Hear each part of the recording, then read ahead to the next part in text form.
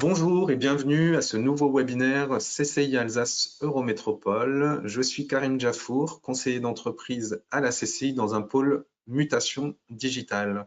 Et j'ai eu le plaisir d'organiser ce nouveau webinaire sur la thématique de l'IA, l'automatisation et ChatGPT, tout ça pour développer, booster votre entreprise, gagner du temps, automatiser certaines tâches, mieux communiquer. Voilà, on verra tout ça, tous ces sujets avec Brian Rassen, que j'ai choisi pour ce webinaire. Il va se présenter plus en détail ce qu'il fait et un petit peu son parcours.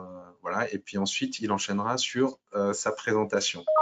Je rappelle quelques règles juste, donc je vous demanderai de couper les micros, de poser vos questions par écrit dans le chat. On pourra y répondre au fur et à mesure, au fil de la présentation. En fin de présentation, donc on va avoir 40-45 minutes de présentation de Brian et puis on pourra prendre des questions aussi en fin de présentation par oral. Je vous donnerai la possibilité d'activer votre micro. Je rappelle que la session est enregistrée et qu'elle sera diffusée en replay sur la chaîne YouTube de la CCI. Vous aurez le lien qui vous sera envoyé par mail dans les prochains jours. Voilà, je crois que j'ai fait le tour. Je vais laisser la parole à Brian pour sa présentation. Super, bonjour à tous. Et aujourd'hui, on va vous présenter plein d'outils. Je vais vous présenter plein d'outils que vous allez pouvoir utiliser dans votre entreprise afin de vous lancer dans l'utilisation de l'IA. Alors, je pense que parmi vous, depuis l'avènement de ChatGPT en décembre 2022, il y a eu pas mal de chamboulements. Je pense que pour ceux qui l'utilisent, c'est devenu quelque chose qui est assez quotidien et qui revient régulièrement dans nos activités. Aujourd'hui, je vous ai préparé un cours un atelier dans lequel vous allez avoir tout un tas d'outils et tout un tas de manières de pouvoir utiliser ces outils au quotidien dans votre entreprise. Je pense que ça va vraiment être très utile pour vous et on va se lancer dans quelque chose de vraiment très pratico-pratique. Donc, l'objectif aujourd'hui, c'est, comme je l'ai dit, donc, de vous présenter les outils, mais également des cas pratiques et des manières dont vous allez pouvoir utiliser tout ça. Donc, moi, je vais vous expliquer un peu mon concept et d'où est-ce que je viens. Je vais vous faire un petit récap. Donc, moi, c'est Brian Rassen. Je suis spécialiste en growth hacking, donc c'est de l'acquisition en marketing digital à moindre coût. C'est l'objectif du growth hacking, c'est vraiment de comment faire pour essayer d'avoir le maximum de public, le maximum de clients via des canaux qui sont le moins chers possible. Donc, c'est-à-dire référencement naturel, emailing, réseaux sociaux et ce genre de choses, et de le combiner aussi à d'autres stratégies type Google Ads ou toutes les manières dont vous allez pouvoir faire de l'acquisition client le plus facilement et le plus efficacement possible. Donc, moi, je suis formateur à l'Université de Strasbourg depuis 5-6 ans maintenant. Je suis formateur également à l'Académie digitale européenne, dans lesquelles on propose tout un tas de formations dans tout ce qui va être les métiers du digital, donc tout ce qui va vous permettre de pouvoir vous lancer, travailler depuis chez vous potentiellement. Ça veut dire des métiers dans les RGPD, les métiers dans l'OSINT, les métiers dans le marketing digital, le SEO, tout ce qui va être autour de l'analyse de données, ce genre de choses. C'est des formations qu'on va proposer à l'Académie digitale et c'est finançable par tout un tas de types de financement, notamment par Pôle emploi, par les OPCO, par la GFIS, le FIFPL. Donc, vous avez, en fonction de votre situation, tout un tas de manières de pouvoir vous lancer. Et aujourd'hui, dans la partie IA, donc bien sûr, c'est très lié au growth hacking parce que justement, ça va nous permettre de gagner du temps et de dépenser le moins de budget possible, justement pour faire de la communication et vraiment faire du bruit, quoi. C'est l'objectif, c'est de faire de la croissance via les différentes techniques de hacking pour bricolage. Et donc, typiquement, l'intelligence artificielle, ça a quand même chamboulé pas mal les choses aujourd'hui et on a un gros impact sur la manière de comment on peut utiliser les différentes choses qui existent aujourd'hui dans nos activités. Alors, je vais vous présenter dans une première partie ChatGPT, bien sûr, pour ceux qui ne connaissent pas et qui viennent ici. Mais surtout, ce qui va nous intéresser, c'est de comprendre comment fonctionnent aujourd'hui les outils comme ChatGPT. ChatGPT, c'est un outil parmi tant d'autres. et du coup qui utilisent un type de technologie. Donc il va y avoir tout un tas de concurrents ou même de variations qui vont exister et qui vont apparaître tout au long de notre vie. Hein. Là, ça y est, c'est la machine est lancée, on ne va pas pouvoir l'arrêter. Et pour comprendre ça, en fait, il faut comprendre ce qu'est le machine learning. En fait, le machine learning, ça va être des techniques utilisées pour faire apprendre à l'ordinateur ou faire apprendre à un système à catégoriser différents éléments. En fait, on va essayer de recréer l'intelligence humaine à travers différents algorithmes. Google a sorti un outil qui s'appelle Teachable Machine. Teachable Machine, c'est déjà quelques années maintenant, et pour moi, une des meilleures manières de pouvoir montrer comment fonctionne le machine learning. Et dans ce premier test, je vous ai préparé deux objets. Et l'idée, c'est qu'on va aller apprendre à l'ordinateur, si ça marche avec la caméra, comment distinguer deux objets potentiellement. Donc en fait, sur le site web de Teachable Machine, vous avez juste à cliquer sur Commencer. On va avoir différentes manières de pouvoir entrer des données, ce qu'on appelle un dataset. Donc vous allez pouvoir entrer des images, de l'audio ou même du coup, une posture. Donc à la caméra, vous aurez une posture et vous pouvez l'associer à tel ou tel élément. Vous allez comprendre. Donc nous, ce qui va nous intéresser, ce qui est le plus parlant, c'est le projet par image. Et donc là, on va sélectionner directement email modèle standard et on arrive sur une interface comme ça. Alors, n'ayez pas peur, c'est assez simple. Donc vous allez avoir une première catégorie. Donc là, vous voyez classe 1 et on va pouvoir rajouter tout un tas d'images et vous allez avoir une catégorie classe 2 dans lesquelles vous allez mettre d'autres images d'objets. Ensuite, on va aller entraîner l'algorithme et ça va nous donner en fait un outil qui va distinguer deux objets. Alors, je vous ai préparé deux objets, typiquement qui sont assez similaires hein, d'ailleurs, pour vous montrer comment ça fonctionne. Donc, dans la classe 1, on va pouvoir le renommer avec l'objet, par exemple, là ici, j'ai un labello. Donc, si j'appelle cet objet labello, nickel, et le deuxième objet que j'ai, ça va être une pile. Et là, je vais l'appeler pile. Avec un seul L, c'est mieux. Et là, l'idée, c'est qu'on va lui donner tout un tas d'informations. Donc, je pourrais très bien lui donner des images, je pourrais très bien lui donner une vidéo. Donc là, on va ajouter, par exemple, là, une webcam. Donc, dans cette partie-là. Ah non. On va avoir en tout cas, ouais, je crois que c'est ça, avec la caméra et le partage du live, ça ne marche pas. Mais ça va nous permettre en fait justement de capturer les images. Et donc ici, on va avoir tout un tas d'images qui va être associé à cet objet-là. Alors que dans la deuxième partie, on va lui donner tout un tas d'images. Donc là, à la caméra, en fait, on pourrait très bien lui montrer ce que je suis en train de vous montrer à l'écran, c'est-à-dire bouger directement l'objet devant la caméra dans toutes les positions possibles, dans toutes les situations possibles. Et c'est comme ça, en fait, que la machine va aller apprendre, en faisant la différence entre les deux, comment catégoriser, donc dans la classe 1, donc soit la vélo, soit dans la classe 2, les piles. Donc super. Alors, le ChatGPT, c'est une application, c'est une manière d'appliquer tout ça, mais au modèle de langage. Alors en fait, ce qu'ils ont fait, donc là, on a un petit schéma que j'ai récupéré sur le site de OpenAI, qui sont à l'origine de ChatGPT, qui vous explique un peu comment ça fonctionne. Mais je vous expliquer dans les grandes lignes, vous n'avez pas forcément besoin de tout lire. En fait, il y a trois étapes. L'idée, c'est qu'on va aller récupérer un maximum de données. Par exemple, on va aller l'entraîner sur des livres, sur des sites web, du contenu accessible, en fait, du contenu open source, typiquement. Et on va aller lui dire, est-ce que quand tu réagis de telle manière, tu as une récompense? Est-ce que tu vas bien agir? En fait, un peu à la manière du chien de Pavlov ou tous les systèmes de conditionnement qu'on peut retrouver chez des espèces animales. En fait, l'idée, c'est vraiment de créer à chaque fois un conditionnement avec un renforcement derrière et de dire, OK, quand tu fais ça, ben, c'est très bien, du coup, continue de faire ça. Et quand je dis ça, c'est justement d'aligner les bons mots dans le bon ordre, de répondre correctement à une question et vraiment d'aller droit à l'essentiel. Et en fait, en faisant ce type de système, on a une machine qui est capable d'apprendre sans comprendre elle-même les concepts, mais elle sait que quand elle réagit comme ça, bah, elle fait bien. On a le système de scoring. Et ce système-là, bah, en fait, on va pouvoir l'appliquer à tout un tas de choses. ChatGPT, c'est un outil de langage. Ça a juste appris à parler. Et l'idée de ChatGPT, c'est pas forcément de nous donner, et d'ailleurs c'est important de le rappeler, c'est pas de nous donner les bonnes réponses, mais c'est bien de simuler une conversation avec un humain. C'est ça l'activité principale de ChatGPT. pas pour vocation à dire la vérité. Donc faites très attention d'ailleurs aux résultats que vous allez faire.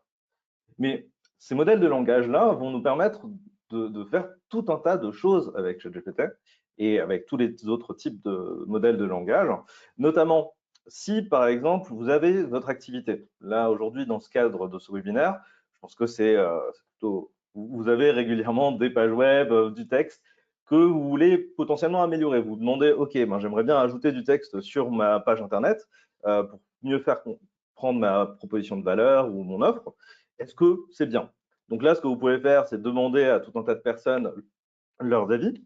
Mais ce qui va nous permettre, nous, de l'utiliser, enfin, d'utiliser ChatGPT et d'aller plus vite, ben, c'est justement d'aller récupérer les données de notre site web. Admettons que vous avez une plaquette publicitaire et vous voulez avoir le feedback de quelqu'un. Vous pouvez très bien demander à des outils comme ChatGPT, réagit comme un expert dans le domaine du marketing et critique un maximum, critique au mieux toutes les problématiques qu'on pourrait rencontrer. Enfin, qu'est-ce que quelqu'un qui voudrait acheter, un client qui voudrait passer à l'action chez vous, se poserait comme question en voyant votre landing page, en voyant votre prospectus ou votre texte publicitaire. Et donc là, ça va vous permettre de justement de répondre à toutes ces objections-là et de faire en sorte d'améliorer votre landing page. Alors, vous avez d'autres manières de pouvoir l'appliquer, notamment le référencement naturel. Pour nous, entrepreneurs, remonter sur Google, effectivement, c'est quelque chose d'important. Par contre, savoir quelles sont les thématiques sur lesquelles on veut écrire ou savoir qu'est-ce qu'on va écrire dans ces différentes thématiques, ça peut être compliqué. Alors, ce que je vous propose, typiquement avec des outils type ChatGPT, ça va être de lui poser des questions sur votre référencement naturel. Alors, admettons que vous êtes dans la thématique de l'immobilier. Ben, vous pouvez très bien tout simplement lui poser les questions, de citer tout un tas de thématiques sur l'immobilier. Et par exemple, là, je vais vous faire une petite démonstration. Donc là, on va se rendre sur ChatGPT. Pour ceux qui ne l'ont jamais fait, c'est chat.openai.com. Vous vous connectez, vous aurez accès à une interface de ce type-là. Dans la version gratuite, vous aurez accès à une version qui s'appelle GPT 3.5 actuellement. Et si vous passez à ChatGPT+, donc la version payante, c'est à peu près 25 €, il me semble, par mois, on a la partie GPT-4. Pour l'exemple et dans l'objectif de faire quelque chose de cohérent aujourd'hui, on va rester sur GPT 3.5. Alors, comme je vous l'ai dit, j'aimerais bien avoir des articles pour un site web en immobilier, pour essayer de remonter en SEO. En fait, je pourrais très bien lui dire, agis comme un expert en référencement naturel SEO et propose-moi une série d'articles pour augmenter mon référencement naturel en utilisant le champ lexical autour de l'agence immobilier. L'idée, c'est de remonter sur Google, hein, sur tous les mots-clés les plus tapés autour de l'immobilier par mes potentiels clients. On peut lui dire quelque chose comme ça, vous voyez, donc là, il a pris le texte, donc là, j'écris avec la voix avec un outil qui s'appelle VoiceIn. On va pouvoir lancer le tout et on va voir qu'est-ce qu'il va nous proposer. Et vous voyez que il va nous proposer là toute une série d'articles avec plein d'informations et ça va être super intéressant. Par contre, Brian, là, oui. pardon, je me permets juste de te couper. Je voulais savoir, je ne sais pas si tu l'as dit, mais on voit que là, tu es sur une version 3.5 de ChatGPT, qui a une version 4. Tu peux juste expliquer quelles sont les différences? Je sais qu'il y a une version pro aussi de ChatGPT qui C'est ça. existe, qui permet, on va dire, de sécuriser un peu plus les données. Est-ce que tu peux juste en parler rapidement? Ouais. Alors en fait, la différence entre ChatGPT, enfin entre GPT 3.5 et GPT 4, ça va être dans l'algorithme. En fait, GPT 3 va traiter moins de données et a moins de données en entrée pour répondre. Donc en fait, il a plus tendance à répondre à côté de la plaque. Il a plus tendance en fait à être moins précis potentiellement dans ses réponses. Par contre, il est beaucoup plus rapide à utiliser. Et donc, vu qu'il consomme moins de ressources, OpenAI laisse l'accès libre à cette version-là, gratuitement. Mais si on veut passer à la version GPT-4, qui elle a beaucoup plus de données et consomme plus de ressources, c'est-à-dire que vous verrez même si on propose, si on demande, si on pose la même question aux deux algorithmes différents, on aura des réponses qui vont apparaître beaucoup plus lentement sur GPT-4. Mais ça va permettre aussi beaucoup plus de choses, parce que c'est entraîné déjà sur une plus grande quantité de texte, de contenu, mais également, il va pouvoir absorber pour nous plus de contenu. Typiquement, si on doit lui donner un gros document qu'on copie-colle sur GPT 3.5, ben, ça risque de ne pas fonctionner là où GPT 4 va fonctionner. C'est-à-dire que si on lui donne un gros texte, on va pouvoir faire ça. Mais il y a plein d'autres options qui se débloquent avec ça, notamment, je vais en parler tout à l'heure, et ça aura plus Désolé de de sens. t'avoir coupé, je te laisse reprendre le fil. Pas de souci. On est Alors, impatient de voir les résultats là pour l'agence immobilière. Je sais pas si c'est tu… ça. Moi, du coup, là, je veux bien que ça affiche les résultats. Je vais actualiser, c'est peut-être un petit bug, hein. Ouais, un petit bug d'affichage. Et donc là, si on reprend la recherche qu'on a fait tout à l'heure, ça nous donne une série d'articles. Donc là, on a des titres qu'on pourrait utiliser. Donc, comment choisir le meilleur agent immobilier? Effectivement, ça a totalement du sens. Admettons que cet article-là m'intéresse. En fait, je pourrais très bien lui poser la question en recopiant le tout et lui disant et lui dire construis-moi la structure d'un article pour telle thématique. Ou alors, tout simplement, je peux lui dire reprends le point 5. Je veux dire pour le point 5, créer une structure d'un article de blog avec les bons titres et les bons sous-titres. Vous pourrez très bien lui demander un plan d'article ou ce genre de choses. Et donc là, vous voyez, il nous crée une section d'articles. Donc, comment choisir le meilleur agent immobilier. Donc, il a bien choisi le bon article. Et donc là, vous voyez la section 1, donc les critères de sélection, expérience, expertise, réputation, témoignage, connaissance du marché global, etc., etc. On a une deuxième section. Et donc là, déjà, on a quelque chose de très sympa. Alors, l'erreur que vont faire la plupart des gens quand ils voient ça avec ChatGPT et qui veulent se lancer, alors je faisais partie de cela, bien sûr, j'ai fait les premiers tests, c'est-à-dire c'est que j'ai créé un petit système qui me permettait, à partir d'une liste de fichiers Excel, de générer tout un tas d'articles sur la thématique et de les publier directement sur mon site internet. Donc ça, c'est possible avec des outils comme Make, Zapier. Et je l'ai testé. Malheureusement, en fait, il y a beaucoup d'articles qui sont générés par IA qui sont assez de faible qualité pour l'humain et qui ne rebondent pas facilement sur Google. Par contre, c'est vrai qu'aujourd'hui, il y a quelques articles qui ont été générés automatiquement par IA qui sont remontés sur mes sites web. Pas de manière très prononcée, mais ça fonctionne. Donc, pour se positionner là-dessus, je vous laisse mettre, mais mon conseil en tout cas, ça va être si vous écrivez des articles SEO, donc de référencement naturel pour votre site web, de ne pas lui faire confiance à 100%. C'est vraiment de commencer avec un plan, vous écrivez plus ou moins le plan et potentiellement vous lui demandez de détailler chacune des sections. Donc là, vous voyez, vous avez section 1, ben, on pourrait très bien lui dire, donc là, dans le but de tromper, entre guillemets, l'algorithme de Google, lui dire écris la partie section 1 à la manière de, et donc là vous pouvez citer une personne ou qui est connue, hein, qui écrit dans tel ou tel style, qui est connue par ChatGPT, qui pourrait l'aider, même si elle n'est pas connue en fait, ça pourrait être intéressant. Moi par exemple, j'aime beaucoup quelqu'un qui fait du copywriting qui s'appelle Nina Ramen, et du coup on va utiliser ça, Ramen, comme ça. On pourrait très bien lui citer à la Steve Jobs ou d'autres entrepreneurs connus ou des personnes comme ça. Et on va lui dire, OK, voilà, il va écrire la section 1 directement. Et là, on va voir en fait que le style qui va être utilisé va être complètement différent de si vous lui demandez uniquement d'écrire cet article-là. Et ça, c'est juste une des manières de pouvoir fonctionner avec ChatGPT. C'était vraiment d'essayer de lui donner tout un tas d'informations pour qu'il réagisse de telle manière. Vous l'emmenez à réagir de telle ou telle sorte.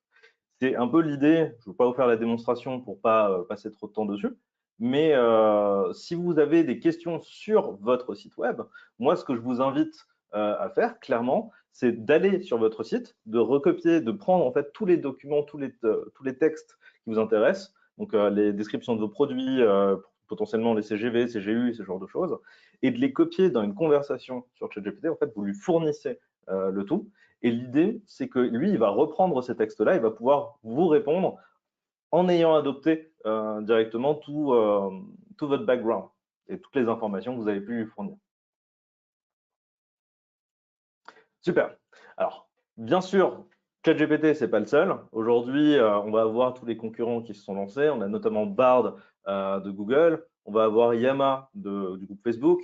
on va avoir Edge et Cortana. Encore, c'est la même société, vu que Microsoft a investi massivement dans ChatGPT et vont l'inclure dans tous leurs outils. Aujourd'hui, Edge et toute la suite Microsoft, j'ai l'impression que vont reprendre un peu du terrain face à Google qui avait pris pas mal de parts de marché ces derniers temps. Ça peut être intéressant. Mais vous avez également donc d'autres acteurs qui rentrent en jeu, notamment Claude.ai, qui est une intelligence artificielle, typiquement comme ChatGPT, sauf qu'elle propose plein d'avantages, et notamment la capacité d'absorber énormément de contenu. C'est-à-dire que là où ChatGPT, pour ceux qui l'ont essayé, si vous lui transmettez par exemple ne serait-ce que 5 ou 10 minutes de texte de sous-titres d'une vidéo, par exemple, ça ne va pas fonctionner. Par contre, sur Claude.ai, vous allez pouvoir avoir l'équivalent de 1 heure de conversation que vous allez pouvoir lui transmettre et lui, il va pouvoir l'interpréter. Et ça ouvre pas mal de portes. C'est-à-dire que Claude.ai, je vais vous présenter l'interface rapidement, va vous permettre en fait typiquement d'uploader toute une conversation, tous vos échanges avec une personne, une situation, donc dans l'outil. Donc, par exemple, bon, allez, je vais prendre un site web.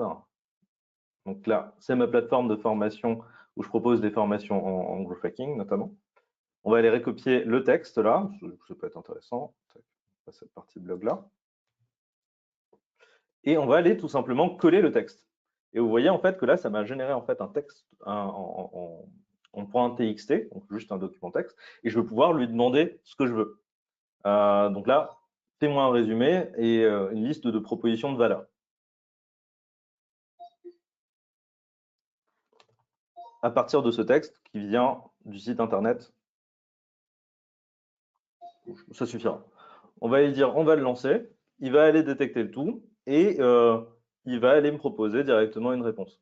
Et donc ça, vous allez pouvoir le faire. Donc là, le texte encore était assez petit, mais on pourrait très bien le faire avec un énorme pavé, donc de la taille d'environ le premier tome d'Harry Potter, pour avoir une référence. Et ça va vraiment comprendre tout ce qu'on propose. Donc Claude.ai, j'avoue que actuellement, je l'utilise presque plus que ChatGPT. Je pense que même je l'utilise carrément plus que ça.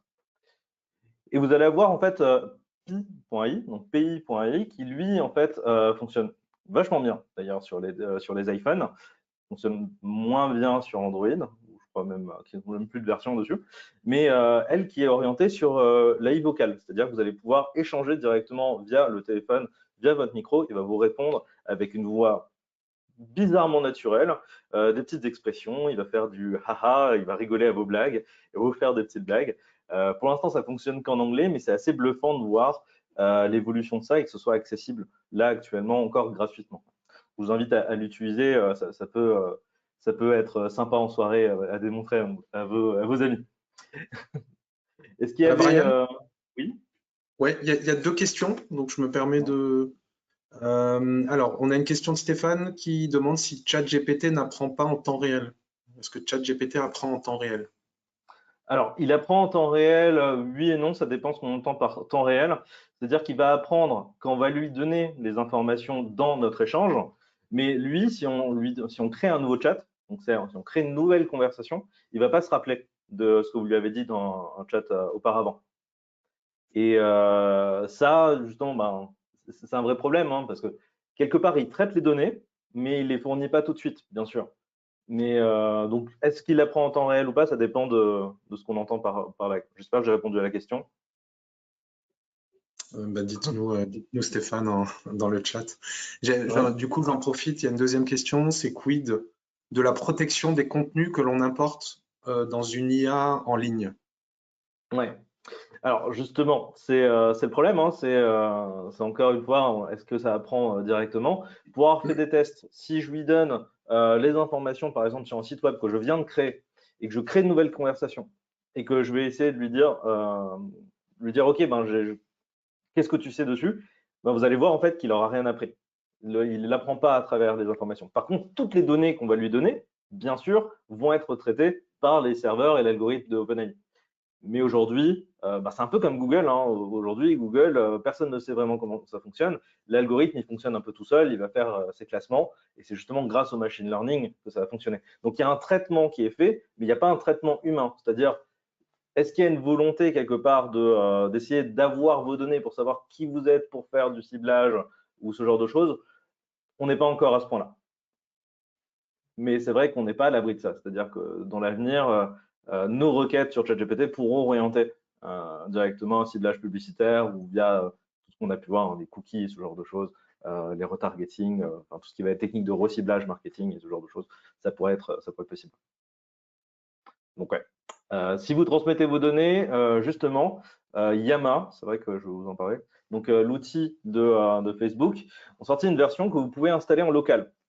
Et vu que vous pouvez l'installer en local, toutes les données ne sont pas transférées directement via les serveurs de grosses centrales, hein, donc c'est pas transmis directement à Facebook. Et du coup, ça va vous ouvrir la porte de si vous avez des données précieuses que vous ne voulez pas partager et que vous voulez sécuriser, vous allez pouvoir très bien en fait utiliser une IA en local pour votre activité. Est-ce que ça va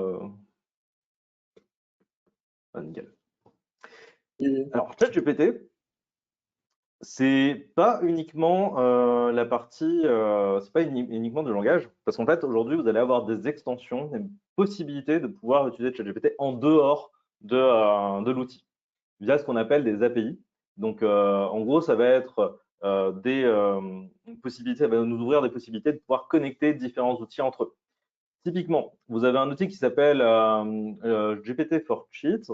Donc, ça a changé de nom récemment. En fait, si vous allez sur un fichier type Google Sheet, ça va marcher sur Google Doc également, vous avez un bouton en fait qui s'appelle Extension. Et donc là, si vous allez dans les modules complémentaires, vous allez avoir la possibilité de télécharger des modules complémentaires. Et donc là, vous allez avoir tout un tas d'extensions que vous allez pouvoir ajouter à votre service Google qui va vous permettre d'intégrer typiquement ChatGPT dans les différents outils. Donc, ça va nous permettre de générer des textes sur un Google Doc, de générer des listes sur GPT Sheet, même directement les formules qu'on devrait utiliser dans Excel. En fait, on pourrait très bien lui demander dessus. Et donc là, en ayant installé l'extension, vous allez avoir en fait les extensions qui s'affichent juste en dessous. Il va falloir, donc très important, sélectionner et cliquer, en fait valider en fait le fait que vous lanciez bien le tout. Et donc là, dans cet exemple-là, donc GPT for Sheets, vous allez avoir donc la liste de toutes les fonctionnalités. Et donc là, si par exemple je fais égal GPT, donc au lieu de égal somme ou dans les formules de ce type-là, en fait, vous voyez qu'il y a tout un tas de nouvelles fonctionnalités qui sont apparues, qu'on va pouvoir utiliser et implémenter dans nos stratégies. Notamment, ChatGPT aujourd'hui utilise aussi une technologie qui s'appelle Code Interpreter, qui va être super sympa. C'est-à-dire que, et ça ouvre pas mal de portes, hein. Quand vous avez, donc ça c'est dans la version GPT+, donc la version payante, malheureusement la version GPT-4, vous allez avoir ce qu'on appelle des extensions. Alors, si vous l'avez et que vous ne voyez qu'il n'est pas activé ici, il suffit en fait de cliquer juste tout en bas à gauche, dans la partie paramètres et bêta, et vous allez aller dans les fonctionnalités bêta et vous allez pouvoir ajouter en fait et activer les fonctionnalités de plugins et analyse de données. Si jamais, petite astuce, si vous ne l'avez pas. Donc ici, il nous suffit d'activer le Advanced Data Analysis, donc outil d'avancée d'analyse de données. Et en fait, vous voyez que ça nous a ajouté un petit bouton plus ici, dans lequel on va pouvoir ajouter tout un tas de documents. Et donc ça va être super pratique parce que, admettons que vous faites de la publicité et que vous récupérez un rapport publicitaire, par exemple sur vos dépenses, de tout ce que vous avez dépensé, ce genre de choses. Donc, vous allez très facilement en fait pouvoir ajouter votre fichier. Par exemple, là j'ai un rapport Google Ads. Je lui ajoute mon fichier Excel. Je vais dire, par exemple, sors-moi des chiffres parlant à partir de ce document et fais des commentaires pour pouvoir prendre des décisions stratégiques. Et donc là, s'il ouvre bien le fichier, parce que parfois il y a des erreurs, vous allez avoir la possibilité d'avoir un petit rapport qui va se faire. Donc là, il a bien compris, il essaie de lire le fichier CSV. Donc là, si on déploie, on voit bien le code qui est affiché. Ah, il me dit qu'il y a un problème lors de la lecture du fichier CSV. Donc là, je vais essayer de lui transmettre une autre version. Alors, je ne sais plus c'est laquelle que ouais, je vais utiliser le CSV. Donc, je vais essayer de lui transmettre un autre fichier. Donc, j'ai juste retéléchargé le même fichier dans un autre format pour voir si c'est pertinent ou pas. Parfois, ça le lit, parfois, ça ne le lit pas. En fait, on est en train de détourner un peu son utilisation première, mais ça peut être intéressant. Donc là, il a réussi à le lire. Donc, j'ai réussi à lire le fichier Excel. Maintenant, je vais analyser les données. Et donc là, il va nous faire toutes les petites formules pour analyser tout ça.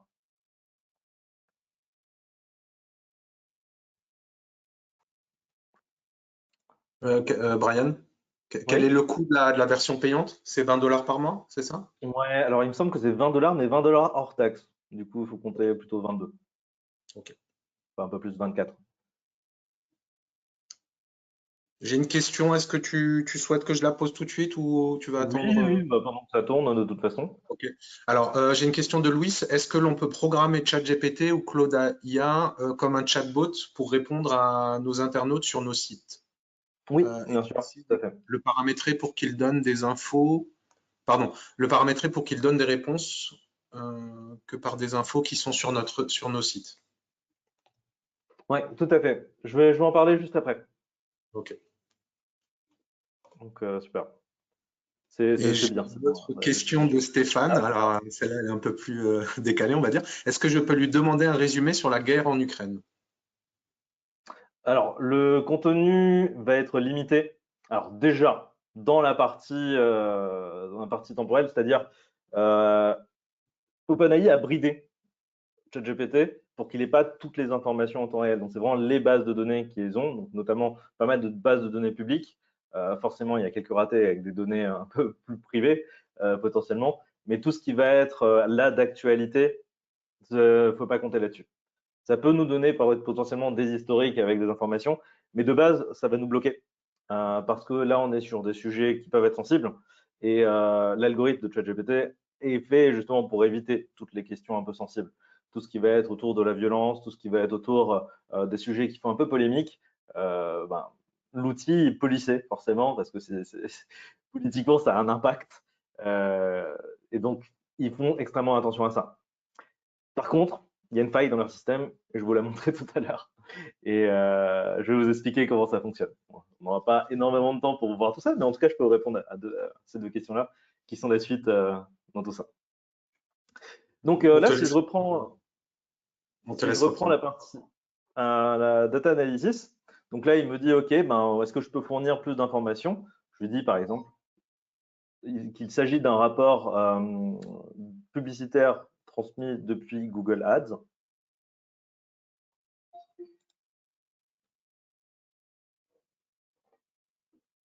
Et il va aller traiter tout ça. Et en fait, on va pouvoir lui demander des tableaux, on va pouvoir lui demander des graphiques, on va pouvoir lui demander tout un tas de choses en fait autour de ces informations-là. Par contre, faites très attention, il a tendance à halluciner. C'est-à-dire que, qu'est-ce qu'on dit? C'est vraiment le terme qui est utilisé, hein. C'est qu'il va aller inventer quelques informations, donc il faut quand même une vérification humaine derrière pour l'instant. Mais il y a pas mal d'évolutions qui sont en train de se faire. Donc ça ne m'étonnerait pas que d'ici quelques semaines ou quelques mois, ben, en fait, on soit tout bon et qu'il n'y ait, qu'il y ait plus ce type de problème. Ok. Donc là, il faut juste suivre les instructions et en gros, vous allez avoir des rapports de ce type-là. Vous allez pouvoir tout simplement en fait avoir des graphiques, des tableaux. Vraiment, vous lui demandez de structurer le tableau. Vous pouvez lui demander tout un tas de choses. Autre astuce qui est sympa également que j'ai testé justement, puis c'est que j'avais un fichier à traduire. C'est-à-dire que c'était un document, un contrat que je devais envoyer en anglais. Et en fait, vous pouvez très bien lui envoyer un fichier Google Doc et lui demander une traduction. Alors, la traduction n'est pas parfaite et au niveau du formatage, en fait, il y a du travail encore à faire.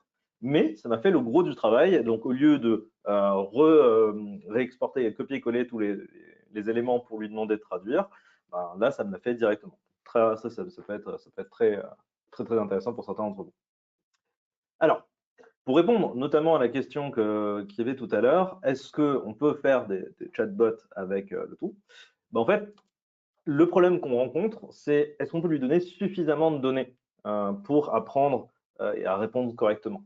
En fait, vous avez d'autres alternatives qui existent. Donc, notamment, vous avez un outil qui s'appelle chatpdf.com qui va vous permettre d'uploader des PDF. Et donc là, vous allez pouvoir mettre votre fichier. Par exemple, là, admettons que je veuille tester avec un contrat. On peut avoir le contrat en question et on va avoir une analyse qui va être faite et on va pouvoir lui poser toutes les questions, comme sur ChatGPT. Mais si vous voulez avoir en fait la possibilité d'avoir un chatbot directement sur votre site web, j'essaie d'aller vite pour vous montrer l'outil. Vous avez chatbase.co qui va être, qui malheureusement du coup a une version, une version payante qui est assez chère, mais vous avez une version gratuite qui peut être intéressante à connecter directement avec votre site web. Et donc là, l'outil va vous permettre d'analyser toutes les pages de votre site internet ainsi que des fichiers PDF ou des Google Docs, ce genre de choses. Il va tout garder en mémoire. Alors, il me semble que l'algorithme qu'ils vont utiliser va être celui de Yama, donc c'est vraiment local chez eux, hein, sinon ça raconterait n'importe quoi. En fait, vous allez avoir la possibilité d'intégrer directement, admettons, je vais vous faire une petite démonstration. Donc là, sur cette boutique, on a intégré directement un chatbot. Là, vous voyez, et là, c'est vraiment l'outil Chatbase qui nous permet de poser toutes les questions qu'on veut. Donc là, admettons, je veux retourner un produit. J'ai un problème avec le produit que j'ai reçu. Et là, l'outil va aller récupérer les informations dans SCGV. Donc là, le remboursement de retour, c'est dans 14 jours. Il me propose même de contacter directement l'administrateur du site web. Donc là, il a bien récupéré la bonne adresse. Et il nous propose même un formulaire de contact pour que les gens puissent adresser directement leur requête. Et là, l'outil Chatbase en fait, va vous permettre aussi de récupérer l'historique des échanges que vos clients, vos prospects ont pu avoir avec le robot. Et ça va leur permettre en fait ça va vous permettre de rajuster si jamais ils font une erreur. C'est-à-dire que là, par exemple, si les 14 jours n'étaient pas bons, il avait dit par exemple que c'était pendant 2 mois ou 14 mois, ou il s'est trompé comme ça, en fait, je pourrais lui dire fais attention à ça, et c'est bien 14 jours de délai de rétractation que personne ne pourra avoir, etc., etc. Alors, pour répondre à la deuxième question, donc typiquement quand vous posez des questions un peu sensibles et que vous n'avez pas forcément de réponse, vous avez la possibilité de contourner les limitations. Alors ça, c'est un peu le fun fact de comment ça marche. C'est que vous allez avoir OpenAI qui s'occupe, et tous les outils qui vont faire des modèles de langage qui vont essayer de limiter les questions un peu trop sensibles, un peu trop violentes ou un peu, qui respectent pas les règles déontologiques. Et en fait, de l'autre côté, vous allez avoir des personnes, vu qu'on peut donner donc nos prompts, on peut donner nos commandes pour essayer de changer le comportement, vu qu'on peut altérer la mémoire entre guillemets de ces algorithmes-là, de ChatGPT ou ce genre de choses. Vous allez avoir des petits malins qui ont et mettent à jour régulièrement leurs différents codes pour détourner les situations. Et c'est le cas de Dan. Vous allez avoir en fait notamment Dan 13 aujourd'hui qui permet de contourner les outils les protections que OpenAI a pu mettre en place. Donc là, dès qu'il y a une mise à jour du côté de OpenAI qui empêche le fonctionnement de Dan, du coup, il y a les équipes de Dan qui font des nouvelles mises à jour et qui proposent du coup des nouvelles alternatives pour contourner les nouvelles sécurités. Et donc là, on rentre dans une nouvelle forme de guerre, de guéguerre, entre d'un côté les hackers, entre guillemets, et de l'autre côté les institutions qui, elles, essaient de se protéger de ça pour éviter justement tous les problèmes déontologiques qui vont avec. Ouais, mais Brian, justement, moi, ça me fait penser, comme le système est apprenant avec les informations qu'il collecte, effectivement, il y a ce phénomène, il peut y avoir ce phénomène de fausses informations, de détournement, ou d'influence de certaines personnes qui veulent voilà, diffuser des fausses informations. Ça peut mettre même dans le domaine commercial, hein, des concurrents. Et c'est le phénomène qu'on connaît aussi sur Google aujourd'hui. Hein. Google travaille beaucoup à combattre les fausses informations, hein. On connaît les avis clients, par exemple, dans le domaine commercial. Donc, je pense qu'il y a ce phénomène aussi sur les outils d'intelligence artificielle, hein. Je pense que c'est ça. Totalement. Donc, Totalement, et ça va jamais vraiment changer parce que dès qu'il y aura une amélioration d'un côté, ça va générer des problèmes et des problèmes qui devront être patchés et ça sera toujours le cas en fait. C'est typiquement, on en enfin, revient peut-être bon, moi j'ai un passé de veilleur dans la veille stratégique. Ben, c'est toujours d'essayer de recouper des sources d'informations. Ne pas totalement faire confiance à ces outils-là et ouais, d'accumuler jamais. aussi d'autres sources d'informations voilà, pour recroiser, recouper. C'est ça, totalement. Ben, c'est vrai que là, pour rebondir un peu là-dessus, vous allez avoir déjà flowgpt.com qui est du coup qui regroupe en fait pas mal d'algos entre eux, et c'est là où vous allez pouvoir avoir la dernière version de Dan si jamais vous voulez poser des questions. Je suis pour la libre éducation, mais à des fins éducatives seulement, hein, donc de toute façon, ça va vous bloquer. Si jamais vous allez vraiment trop loin, ça va vous bloquer. Mais FlowGPT ici vous permet d'accéder à plusieurs algos différents. Donc, vous allez pouvoir poser vos questions à ChatGPT, GPT-4, Llama, Pygmalion, Google Palm. Vous allez avoir d'autres versions d'outils. Mais si vous voulez avoir des résultats fiables, sourcés, vous allez avoir des nouvelles IA qui sont apparues, notamment Perplexity. Donc perplexity.ai, c'est écrit comme ça. Et là, vous allez pouvoir poser toutes vos questions en ayant une source. Par exemple, je ne sais pas si tu as une idée de question qui te vient en tête. Comme ça. Est-ce qu'il y a une question dans le chat potentiellement? Ouais, si vous avez une question. Alors, moi, j'en ai peut-être une, ça me concerne personnellement, professionnellement. Ouais. Ben, on doit faire un message de remerciement pour les exposants du dernier Biz Buzz. Faire un message de remerciement pour les derniers exposants de Biz Buzz. Alors, Alors je sais Biz pas Buzz, il va pas le comprendre. s'il connaîtra le festival, s'il faut pas lui donner un peu de contexte au départ. Je suis curieux aussi. Donc si on tape Biz Buzz Alsace, il devrait le trouver, non? Ouais, comme ça devrait être bon. En plus, ici, on peut lui rajouter aussi des documents, hein, c'est vachement sympa. Mais ouais, en fait, l'outil va aller faire des recherches sur Internet. Et donc là, il dit, OK, je suis désolé, mais aucun des résultats, en fait, n'a pu lui donner des informations. Donc là, il n'a pas inventé quelque chose. Là, si on donnait le même contenu à ChatGPT, il inventerait complètement toutes les informations. Donc, Hmm. ça peut être sympa pour ça. Mais typiquement, si on lui pose une question un peu plus, comment dire, technique, il va pouvoir nous proposer des solutions. C'est-à-dire comment Ouais. faire pour bien structurer un article pour remonter sur Google.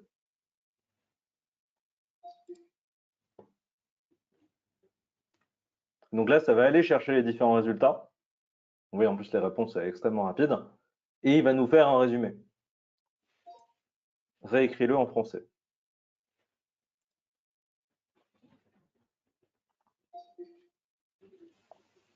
Et le fait qu'il aille chercher les différents résultats et comparer les infos, ça augmente la fiabilité des réponses. Et bon, là, il a répondu à côté de la plaque, mais vous voyez l'idée. Et Perplexity, c'est vraiment, vraiment, là, actuellement, une belle découverte pour moi. Parce que ce qui est sympa aussi, c'est que ça va aller citer les sources. C'est-à-dire que ça va aller chercher le site web. Et donc, pour telle information, vous allez voir le petit 1, un peu à la manière de Wikipédia. Et vous allez pouvoir cliquer, ça redirige vers la page qui a l'information. Donc, ça vient un peu compléter tous les outils de moteur de recherche.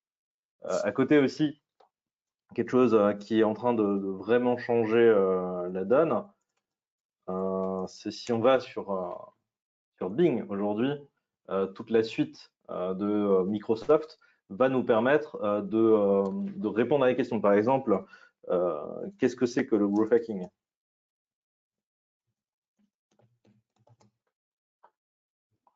Donc là, vous voyez que vous avez le résultat de recherche classique, mais vous avez également la partie IA en fait qui est intégrée directement ici. Et là, on retrouve un peu le modèle de Perplexity, c'est-à-dire que ça va aller chercher les infos et ça va aller nous citer les infos avec les sources qui lui ont permis de trouver la réponse parmi ça.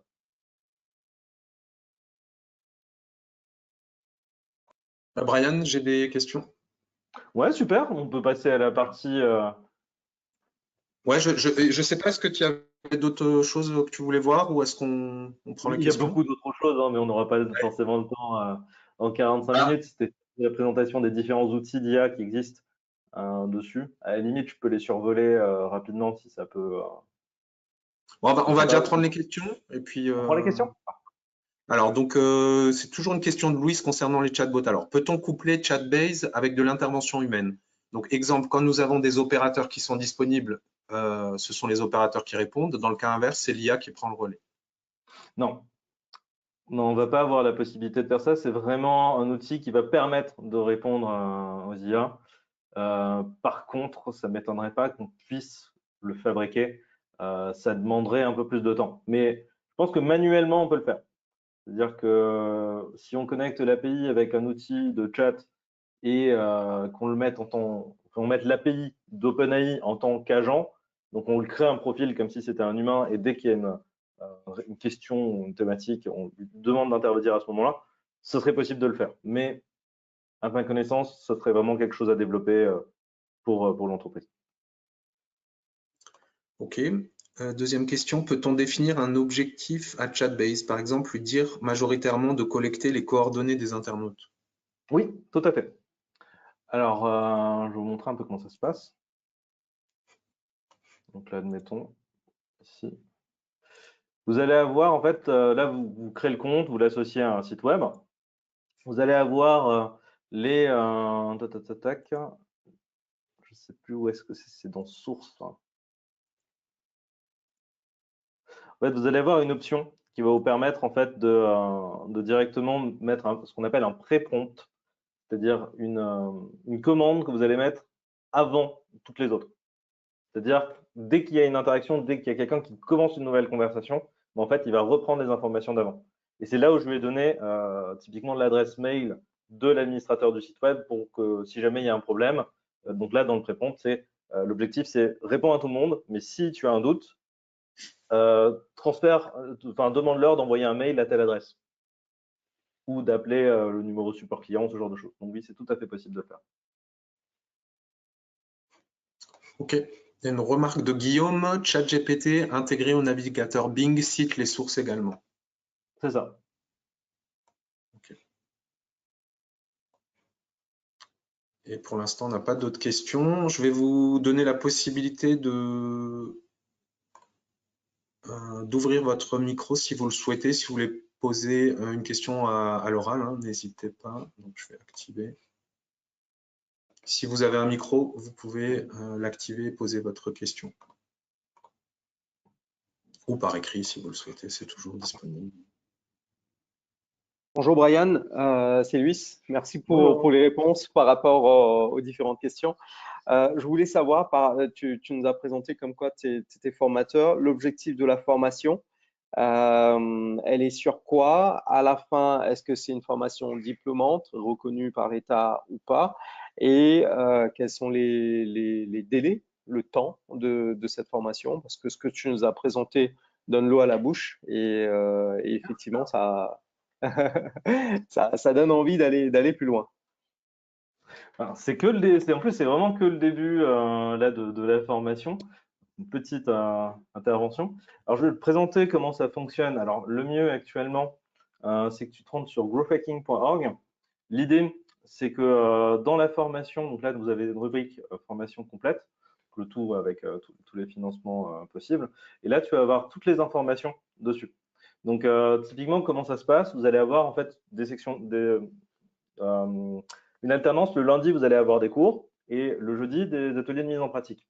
Et l'idée, c'est qu'on va montrer tout un tas d'outils, donc comment monter sa boîte, comment ça fonctionne, reprendre de tout à zéro.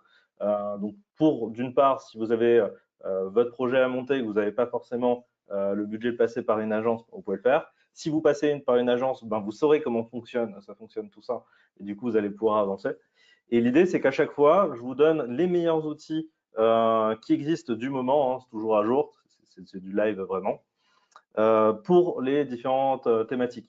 Par exemple, pour la création de site web, ben là, ça se fait en 2-3 heures, parce qu'on a justement tout un tas d'outils d'intelligence artificielle qui vont venir nous assister dans la création de site web. Par exemple, on a des outils qui nous permettent de copier les sites web de n'importe qui, en fait.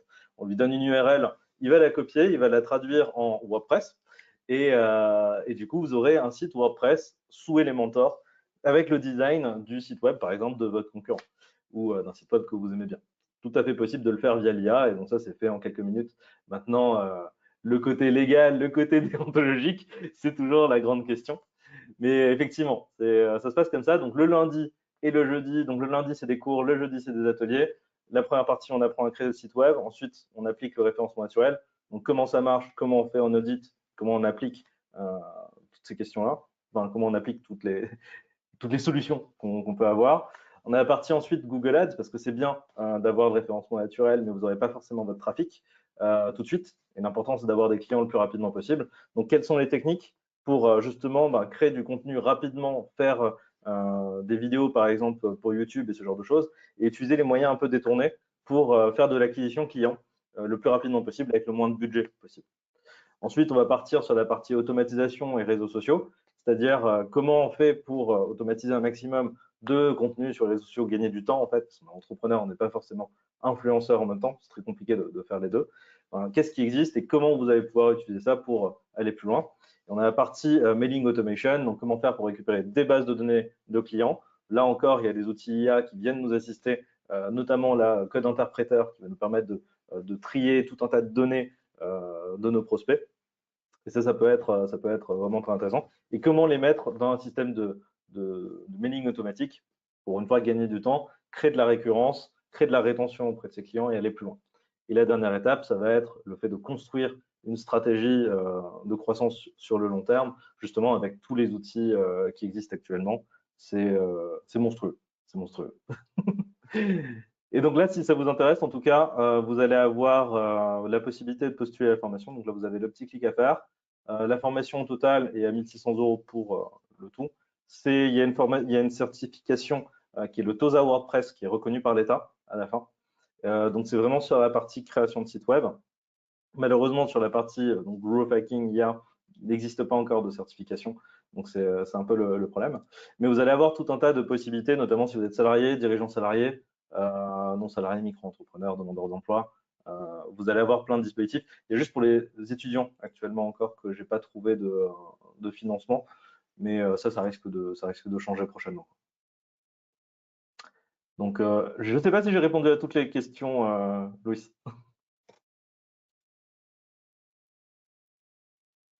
On est très bien, très très bien. J'allais écrire la petite question en mode écriture, mais partage des coordonnées et toi-même, tu es prestataire de IA ou tu es juste formateur? Alors, je fais des formations, mais c'est le temps qui me manque. Donc, enfin, je fais des prestations, mais c'est le temps qui me manque. Donc, c'est vraiment la question de qu'est-ce que je peux faire et dans le temps qui m'est disponible. Mais tout à fait, si en tout cas vous voulez échanger, je vous mets mes coordonnées. Alors, le mieux, même, ça va être. Alors, Brian, si tu es d'accord, on pourra les partager dans le mail. Je vous enverrai un mail où je partage le lien du replay. Si tu es d'accord, je mettrai les coordonnées aussi. oui, tout à fait. Parfait. Tout à fait. Mais sinon, vous pouvez m'ajouter directement sur LinkedIn, je suis très réactif dessus. Comme ça, vous m'envoyez un petit message, il n'y a vraiment pas de souci. C'est toi qui réponds, c'est une IA. Je vous laisserai juge. C'est vrai que quand on se faisait la remarque, on arrive quand même certaines fois à détecter les contenus qui ont été créés par l'IA. J'ai l'impression, moi, alors pas toujours, hein. Il y a certains moments, c'est très bien fait, mais bon, des fois, on le repère quand même. Il y a des petites imperfections qu'on repère.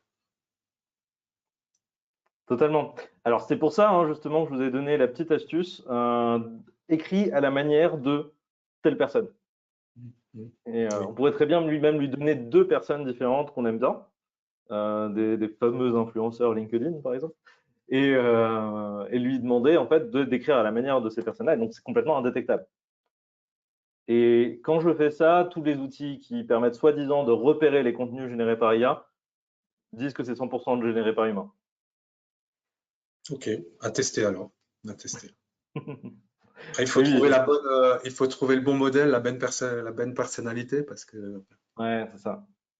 Là, je voulais vous montrer cet outil qui s'appelle Noti.ai, qui permet en fait de récupérer tous les sous-titres, tous les textes en fait d'un échange avec vos rendez-vous. Ah oui, il n'a pas encore eu lieu, c'est pour ça que. Et donc là, admettons en fait que je veux récupérer toutes les infos. Là, par exemple, c'est un échange où on m'a prospecté d'ailleurs. Donc là, je pourrais très bien lui copier tout l'échange là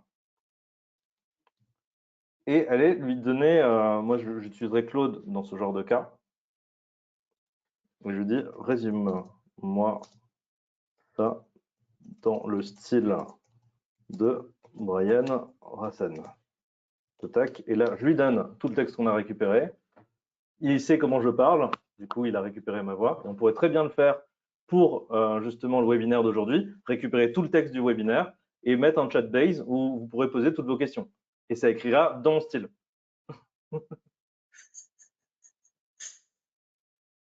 C'est génial, le mec dedans.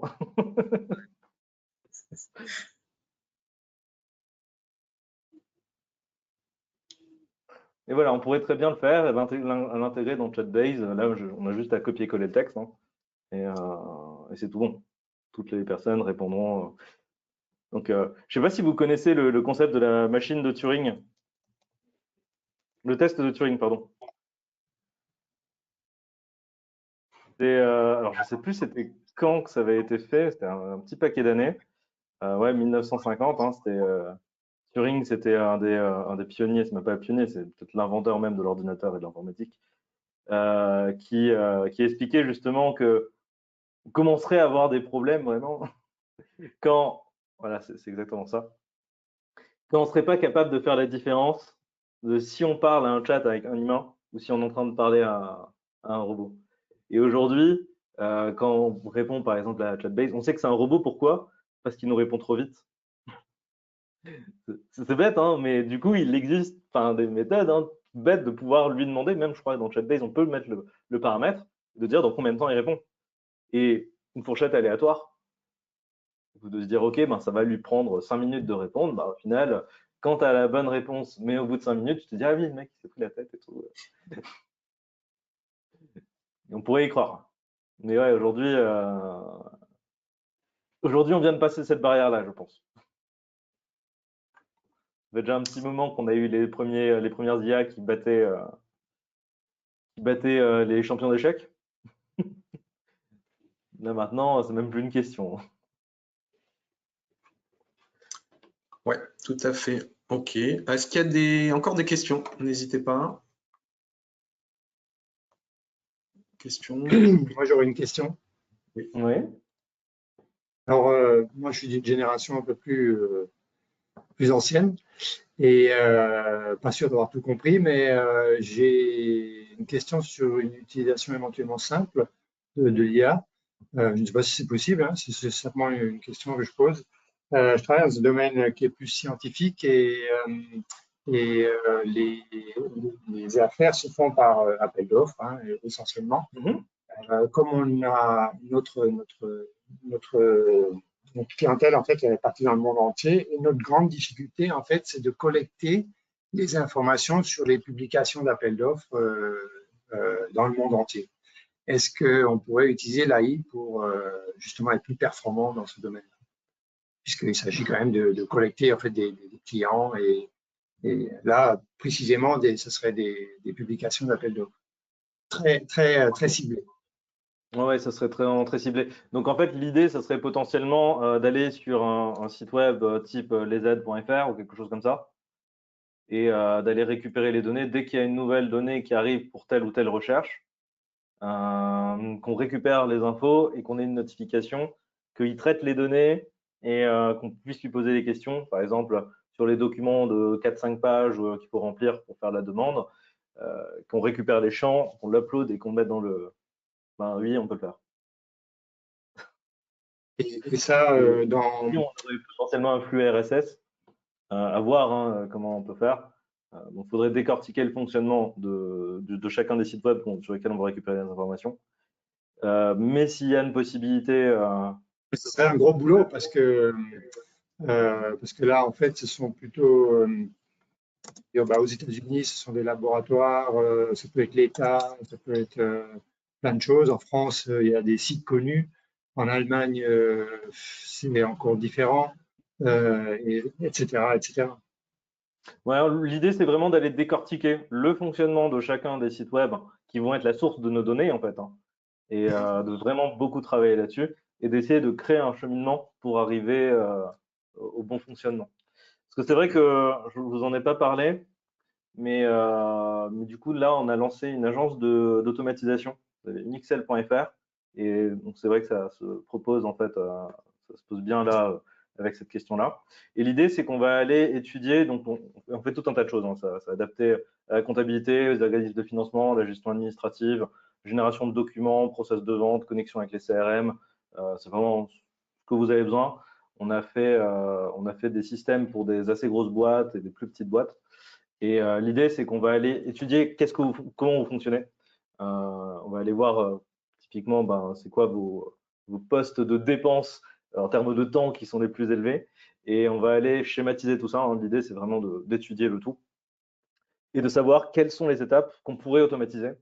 Et on vous propose des variations d'automatisation. Hein. Du coup, c'est la création des workflows. Et on met, on met en phase de test, bien sûr, nos résultats pour voir si ça fonctionne bien. On réajuste en fonction de l'équipe et ce genre de choses. Et ensuite, on fait la mise en production.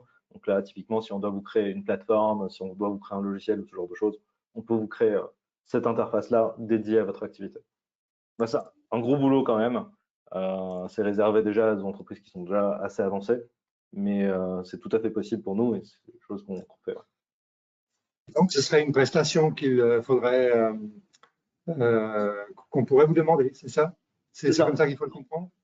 Ouais, c'est ça. C'est vraiment là, c'est vraiment sur mesure parce que autant si vous m'avez demandé quelque chose de plus simple qu'on aurait pu faire, j'aurais pu vous donner un outil tout de suite. Mais là, de ce que j'entends, il va falloir passer par quelque chose de bien plus complexe. Et mais on peut le faire. Okay, ça risque de m'intéresser. Bah, n'hésitez pas, hein, du coup, je suis disponible sur LinkedIn, vous aurez mes coordonnées également. Tiens, sinon, j'ai une petite slide hein, normalement que j'avais préparée pour ça. Juste que oui, la présentation est un peu plus longue que je le retrouvais. Nickel, vous avez mes coordonnées ici. Donc, si jamais, en fait, hein, pour… On les rediffusera par mail hein, si tu es d'accord. Oui, tout à fait, il n'y a pas de souci. Ça pour Moi, ceux qui voient le replay aussi. je suis arrivée en cours, enfin j'arrivais même tout à la fin, donc effectivement je veux bien le replay. J'aime beaucoup le grosshacking.org parce qu'effectivement avec l'IA c'est du gros hacking.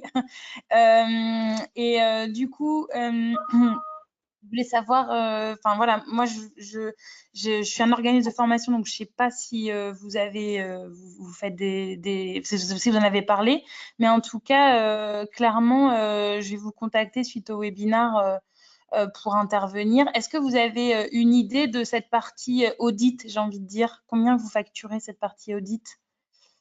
L'analyse va dépendre en fait des process, parce que parfois c'est des process qui sont très faciles à mettre en œuvre pour nous, ou alors qu'on a déjà fait. Et parfois, ben, ça va être des choses qui vont demander beaucoup d'analyse.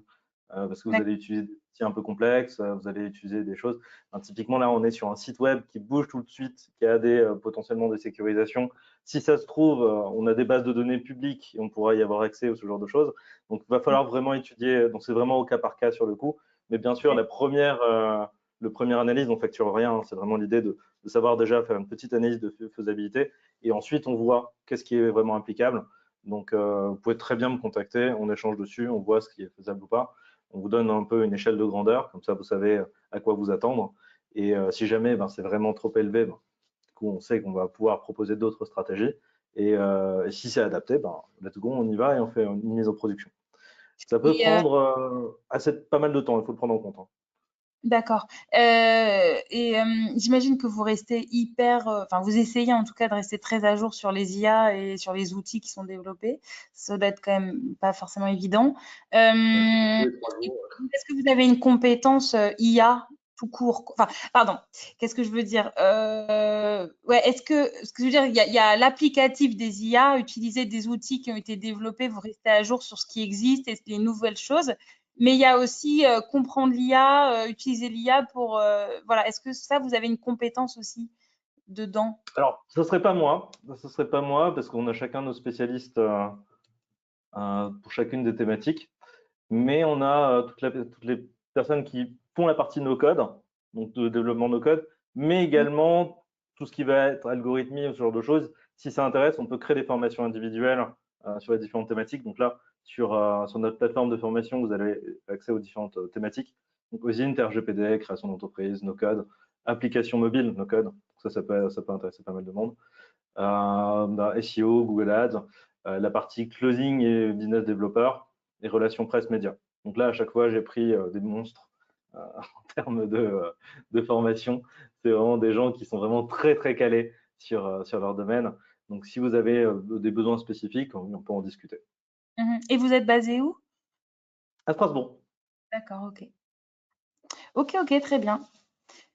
Merci. Je vous inviterai à regarder le replay si vous avez loupé, le webinaire, parce que voilà, Brian fait un peu le modeste, mais il est très calé sur les outils d'IA et les différents outils aussi par application. Là, ce que je trouvais intéressant, c'est que tu donnais des exemples pour telle application, j'utiliserais plutôt tel outil, tel outil. Donc ça, c'est super intéressant d'avoir ce retour d'expérience.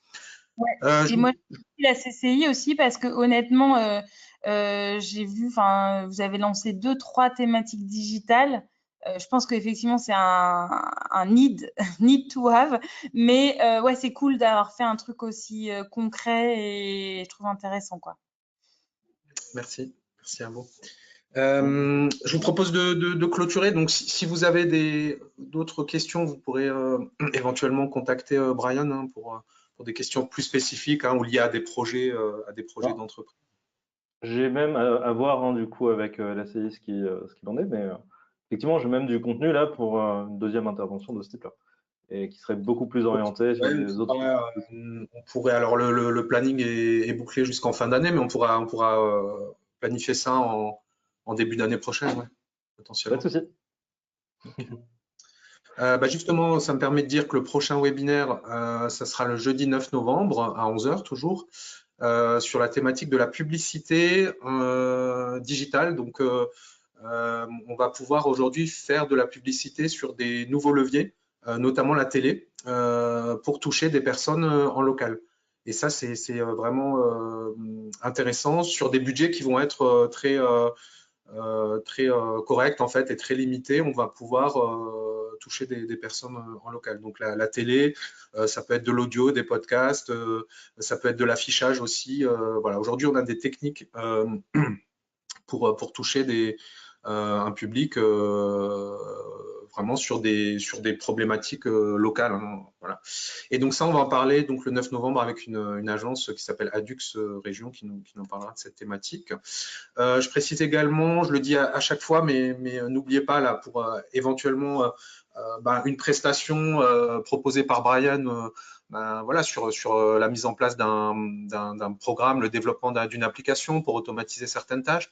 Ça peut être financé par la région Grand Est et ou l'Eurométropole de Strasbourg, qui ont des enveloppes pour financer des projets numériques. Donc ça peut aller jusqu'à 6 000 euros, hors taxe. Et c'est soumis à certaines conditions d'éligibilité, hein, par rapport à votre entreprise, à votre localisation, à votre secteur d'activité, à votre taille d'entreprise, également au projet en question. Donc pour ça, si vous êtes intéressé, si vous avez des dépenses à venir, des projets, je vous mets toujours l'adresse mail de la CCI, de contact de la CCI, c'est digital@alsace.cci.fr. Je viens de vous l'envoyer dans le chat. J'espère que vous l'avez reçu. Attendez, je vais juste vous la renvoyer. digital@alsace.cci.fr. De toute façon, je pense que vous l'aurez également par mail. Mais n'hésitez pas à nous faire un petit message, à nous préciser votre projet. On reprendra contact avec vous pour voir quelle est la meilleure solution, le meilleur dispositif pour vous accompagner. Et on fait également, on réalise des diagnostics de maturité digitale où on vous donne des recommandations, on met en place un plan d'action aussi avec vous et ensuite on passe le relais à des prestataires vraiment spécialisés. Il est où le chat là? Parce que moi, je le vois pas. Normalement, vous avez un onglet questions. Oui, pareil, ouais. Je ne vois pas le chat. Alors, attendez, je vais essayer de vous... Karim, nous n'avons pas vu, moi j'ai le chat ouvert, mais par contre, on n'a pas vu l'adresse mail s'afficher. Ouais, je vais vous l'envoyer. Alors, attendez juste un instant. Je sais pas si la partie question, c'est la partie chat, mais... Oui, c'est ça. Oui, c'est ça. Ok, bah ouais, c'est pas affiché alors.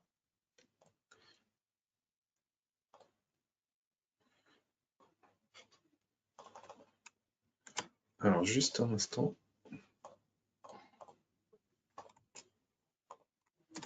Voilà, normalement, vous allez le voir. Oui, c'est bon. Ok, très bien. Bah écoutez, il est midi passé, je vous propose qu'on en reste là. Je remercie Brian pour son intervention. Merci pour l'invitation. Et puis merci à vous tous. Et puis je vous dis à bientôt, une bonne journée et à bientôt pour un nouveau webinaire CCI. Merci. Au revoir, bonne journée. Parfait. Merci à vous. Restez à bientôt.